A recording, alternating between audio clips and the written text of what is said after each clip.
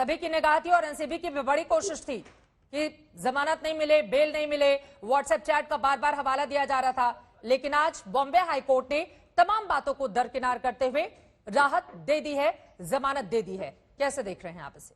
NCB को और investigation करना था, उनकी तथ्यों को ऑनरेबल बॉम्बे हाईकोर्ट ने नहीं माना। उन्होंने कहा कि भाई आपने इन्वेस्टिगेशन कर लिया है और अगर आपको फर्दर इन्वेस्टिगेशन की जरूरत होगी तो बेल मिलने का मतलब एक्विटल होता नहीं है। चित्रा जी, ऐसे केसेस में आज आप बात कर रहे थे कि अरबाज मर्चेंट के पिताजी मिनटों में गिन रहे थे, बिल्कुल गिन रहे होंगे, उनका लड़का जेल के भीतर था। लेकिन इससे यह साबित नहीं होता कि जो कंजम्पशन या पोजेशन का जो केस है वो केस खत्म हो गया उनके लड़के के खिलाफ।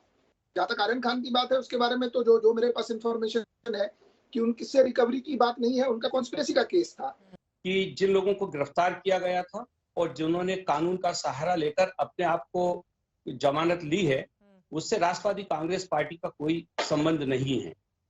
लेकिन मैं ये जरूर कहना चाहता हूं कि इसने आज इस ऑर्डर ने ये सिद्ध किया है कि देश में कानून का साम्राज्य है और लोगों को कानून के निर्णय पे आस्था भी रखना चाहिए और अगर कुछ विलंब होता है तो थोड़ा सा धैर्य भी रखना चाहिए। अभी जो असली मामला यह है कि भारतीय जनता पार्टी के कुछ नेता महाराष्ट्र में समीर वानखेड़े जी के नेतृत्व में समीर वानखेड़े जी के साथ मिलकर एक एक्सटॉर्शन गैंग चला रहे हैं, उसका भी पर्दाफाश होना बचा है। अभी आप देखिए कि आज समीर वानखेड़े जी हाई कोर्ट पे गए हैं और उन्होंने वहां पर यह मांग की है कि मुझे गिरफ्तार न किया जाए। जिस आदमी के जो आदमी निष्पक्ष है, जो आदमी ईमानदार है, उसको ऐसे एंटीसिपेटरी बेल की जरूरत क्यों है?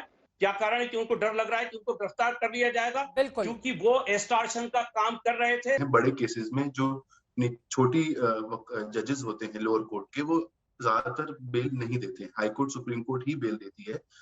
नॉट दैट कि उनके पास पावर नहीं है, बट वो डरते हैं देने में बेल बड़े केसेस में। बड़े जहां बड़े केस का मतलब है कि जहां बड़े नाम इन्वॉल्व, कंट्रोवर्शियल मैटर्स हो, वजह क्या है इसके हमेशा बचती है। क्यों ऐसा होता है? उनके पास भी पूरे अधिकार होते हैं, उनके पास भी उम्मीदों के साथ लोग जाते हैं, तो फिर क्यों इस तरह की स्थिति होती है वहां पर? देखिए, सच्चाई ये है कि जो लोअर कोर्ट के जजेस होते हैं उनको हाई कोर्ट और सुप्रीम कोर्ट के जजेस की तरह कॉन्स्टिट्यूशन ऑफ इंडिया की protection in the sense of, मतलब उनके सवाल उठाने जाने पर नहीं होती है।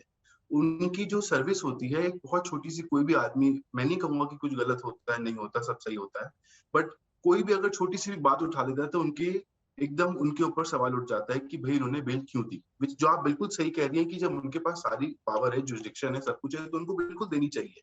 ये एक बहुत ही, मैं जैसे कह रहा था, एक बहुत ही महत्वपूर्ण विषय है कि ये एक सुप्रीम कोर्ट को इस चीज का नोटिस लेना चाहिए कि जब लोअर कोर्ट के पास पावर है तो उनको बेल, वो डरना नहीं चाहिए जजेस को। पाकिस्तान की जीत थी, हमने उसको सेलिब्रेट किया। कैसे साबित कीजिएगा कि इन लोगों ने देश के खिलाफ कुछ किया है? क्योंकि कई लोग इसको स्वीकारने को तैयार नहीं है। मैं यहां पर बहुत ही शालीनता के साथ मगर बड़े स्पष्टता के साथ देश के सबसे बड़े चैनल पे कह दूं, ये भारतीय जनता पार्टी की सरकार है, इसमें कोई द्वंद्व नहीं है। आप देश का खाना खाकर पाकिस्तान का गाओगे तो जेल में रहोगे, इसमें किसी प्रकार का द्वंद्व मत रखो। हां, आप अगर बहुत बड़े लिबरल हैं, आपको लगता है ये आपका फ्रीडम है कि आप पाकिस्तान के लिए भी जिंदाबाद के नारे इंडिया में लगा सकते हो, तो हम और आपको फ्रीडम देते हैं। आप पाकिस्तान चले क्यों नहीं जाते हैं बैग बैगेज के साथ? वो भी तो आपका फ्रीडम है। आप हिंदुस्तान में ही क्यों बंधे हुए हैं? मन अगर आपका पाकिस्तान में है, आप तन को भी मुक्त करिए, उसे भी पाकिस्तान ले जाइए, वहीं रहिए। उनको तो सजा मिलेगी, मिलनी भी चाहिए, लेकिन देश के अंदर में जो देश का नुकसान कर रहे हैं उनको सजा कौन देगा? उन पे राष्ट्रद्रोह कब लगेगा, ये बता दीजिए। जो राष्ट्र के अंदर में रहते हैं, राष्ट्र का खा रहे हैं और राष्ट्र का नुकसान कर रहे हैं। अब जैसे रोंदने वाली लखीमपुर में जैसे रोन दिया गया, अपने राष्ट्र के लोगों को रोंदने वाला कौन? भारतीय जनता पार्टी के नेता। उन पे कब राष्ट्रद्रोह का मुकदमा लगेगा? उनको पर कब बुलडोजर चलेगा? ये भी तो पता चलना चाहिए ना। ये भी तो पता चलना चाहिए कि राष्ट्र के अंदर में रहते हैं, राष्ट्र की अपनी बेटी का चीरहरण कर रहे हैं भारतीय जनता पार्टी के लोग, उन पे कब राष्ट्रद्रोह का मुकदमा लगेगा? ये भी जनता जानना चाहती है। जनता ये भी जानना चाहती है कि जो राष्ट्र के लोग हैं, राष्ट्र की पुलिस है, अपने ही लोग जाके ठोक देती है उत्तर प्रदेश की पुलिस, उन पे राष्ट्रद्रोह कब लगेगा? उन पे उसमें मुकदमा कब होगा? ये भी जनता जानना चाहती है। उत्तर प्रदेश में हाथरस की बेटी को, जो राष्ट्र की बेटी है, अपनी बेटी है, पुलिस वालों ने बोला, उसको रात के अंधेरे में पेट्रोल डाल के अंतिम संस्कार कर दिया और कह रहे थे उसके साथ अन्याय नहीं हुआ, तो उनके ऊपर राष्ट्रद्रोह कब लगेगा? उनके ऊपर कब कार्रवाई होगी? ये भी बता दें। अगर पहले मैच में देश की टीम हारी हमारी और उस पराजय पर, पाकिस्तान की जीत पर जश्न हमारे देश में जिन लोगों ने मनाया और उसको विस्तार दिया गया, तो इसका मतलब है देश के खिलाफ कार्रवाई हो रही है। कुछ शक्तियां हैं जो पाली गई हैं विपक्षी लोगों के जरिए, जिनको महिमा मंडित किया गया है, वो आज भी उसी मानसिकता से काम कर रहे हैं। अगर ये मानसिकता नहीं है तो भी ऐसा हुआ क्यों?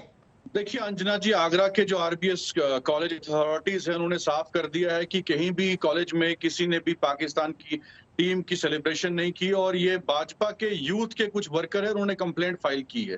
तो जब स्लोगन्स वहां रेज नहीं हुए, जब कॉलेज अथॉरिटीज खुद बोल रही हैं, तो ये प्रोपेगेंडा आप समझिए। अग्नि 5 की तस्वीरों में भारत के वैज्ञानिकों का जो राष्ट्रवाद रचा और बसा हुआ है, उसे समझने के लिए आपको समय का पहिया घुमाकर थोड़ा पीछे जाना होगा और इन तस्वीरों पर गौर करना होगा। शुरुआती अग्नि मिसाइल के साथ भारत रत्न और पूर्व राष्ट्रपति डॉक्टर एपीजे अब्दुल कलाम की तस्वीर, उनकी पुस्तक अग्नि की उड़ान में मौजूद है। इस पुस्तक को पढ़कर यह पता चलता है कि डॉक्टर कलाम 80 के दशक की शुरुआत से ही आईसीबीएम यानी इंटरकॉन्टिनेंटल बैलिस्टिक मिसाइल का सपना देख रहे थे, जो बाद में अग्नि मिसाइल के रूप में पूरा हुआ। अग्नि मिसाइल को उसका नाम डॉक्टर कलाम ने ही दिया था। पहली अग्नि मिसाइल के लॉन्च के बाद डॉक्टर कलाम सहित वैज्ञानिकों की पूरी टीम बहुत खुश थी, क्योंकि उनकी वर्षों की तपस्या सफल हुई थी। अपनी किताब में डॉक्टर कलाम ने बताया है कि 1989 में हुए अग्नि मिसाइल के पहले टेस्ट को लेकर उन्होंने अपनी डायरी में क्या लिखा था। डॉक्टर कलाम ने लिखा कि सुबह 7:10 पर अग्नि को छोड़ा गया। यह पूरी तरह सफल प्रक्षेपण था। यह बुरे सपनों वाली रात के बाद एक खूबसूरत सुबह में जागने जैसा था। कई केंद्रों पर 5 साल तक काम करने के बाद हम लॉन्च पैड पर पहुंचे थे। 5 हफ्तों में हम कई कठोर अग्नि परीक्षाओं से गुजरे थे। यह जीवन का सबसे सुखद क्षण था। करीब 600 सेकंड की इस भव्य उड़ान के बाद सारी थकान गायब हो गई।